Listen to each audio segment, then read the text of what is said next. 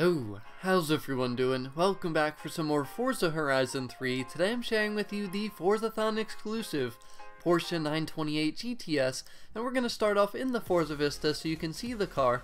Then we're going to move over to some racing gameplay so you can really see how the car performs, and then finally we're going to end off with plenty of free roam gameplay so you can hear the car sounds and also see the top speed and acceleration. But the first thing I gotta say is I always feel like I see everything that they could possibly do with these cars. I feel like I've seen it all, but once again I find something very unique and that I've never seen before. And these headlights, just the way they function, I've never seen flip-up headlights that look like that or that function like that. I mean, that is really cool. And then on top of that, this is a front placement V8 Porsche. I mean, what the heck is this? I mean, that is such a rare thing for Porsches. They really have not made too many cars like this at all, and this thing is just super unique. There's not many cars that you're gonna find in Forza Horizon 3 that are gonna compare to this thing and kind of look and function like this car does. But I gotta say, the looks of it aren't the best. I mean, I don't think it's the most beautiful Porsche.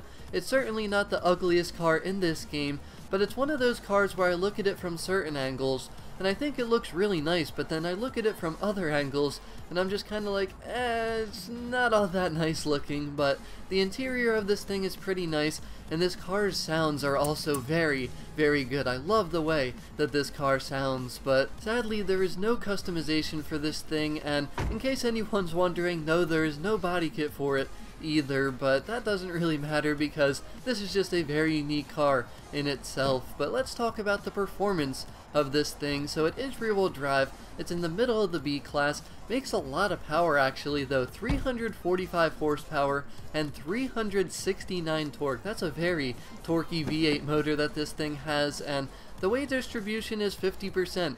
50% in the front and the back, and obviously that long hood and the big V8 in the front, that's actually pretty impressive that they still managed to get 50% of the weight holding down those rear tires. And this car is actually very heavy. It weighs almost 3,600 pounds, which I think that's pretty heavy for this little thing. It doesn't look like it weighs that much, but I definitely think that that helps the launch, just because even though there's not all that much weight in the back of the car like a lot of the Porsches, you saw there how good the launch was. I mean, this thing has very good grip off the line. It's not perfect, it's not the best launching car, but it is pretty good. And the other thing is the gearing ratios feel very good as well. I love the longer gears. I think that longer gears feel very good for some reason. I don't know why, but that's just what I prefer, and the gearing setup is pretty good in this car. It has a 5-speed transmission, and the only thing is though, 5th gear is just way too long, because right when you hit 5th, the acceleration is just super slow and it takes you forever to get to the top speed. But the top speed is actually pretty decent.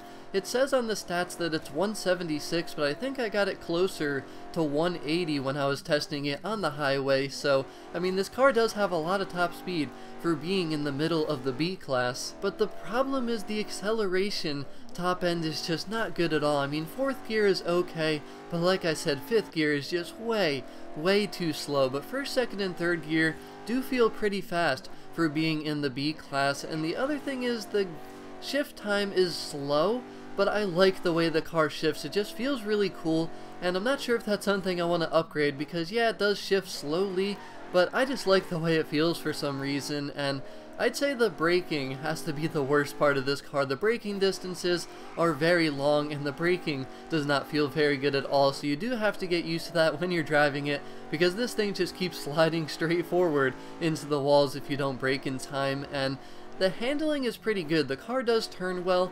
You will notice a little bit of sway sometimes, but the sway is nowhere near as bad as some of the other older Porsches and older cars that we've driven in Forza Horizon 3. So I think sway bars will help this thing, because you will lose speed when you're going around some higher speed turns, because you just sway a little bit and you lose your acceleration. You don't hold that perfect grip and you don't keep your momentum like you could do with some better sway bars. So that's one thing that I don't like about it, just the way it feels, but that's only only at higher speeds. When you're going around turns that are slower speed, you really don't notice any sway at all, which is really nice. But overall, the handling characteristics of this car are pretty good.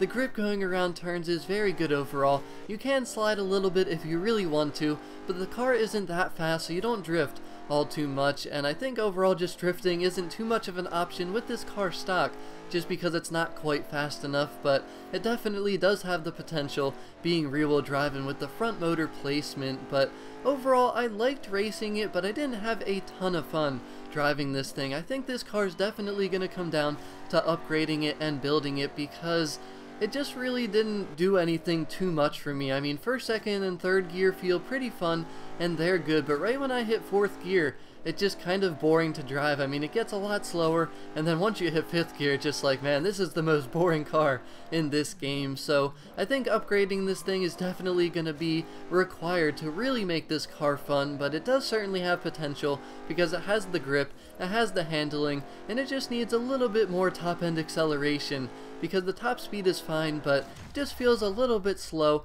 and a little bit sluggish overall. But I do like the car, it sounds very nice, it looks okay, not the best looking car, and I think the performance, like I said though, does have potential. So in terms of getting this car from the auction house, if you do miss it from the Forzathon event that's going on as I'm making this video, these things are probably going to be pretty rare and pretty expensive, and that's what they've definitely been up until this point.